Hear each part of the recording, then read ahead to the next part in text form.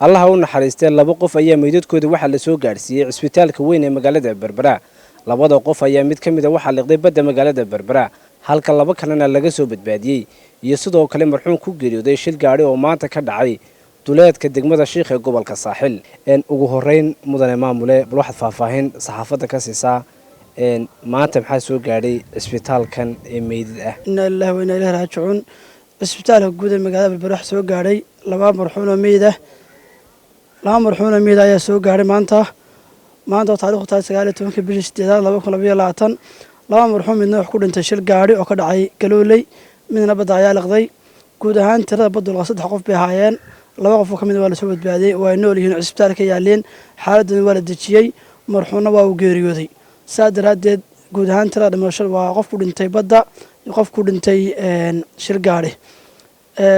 guud ahaan intaas waxa way warbixinta iyo faahfaahinta geerida dhacday waxaan mar labaad ku celinaa maalin walba aanu ka digina arrinka dadka booqdayaasha visitorska soo booqanaya badda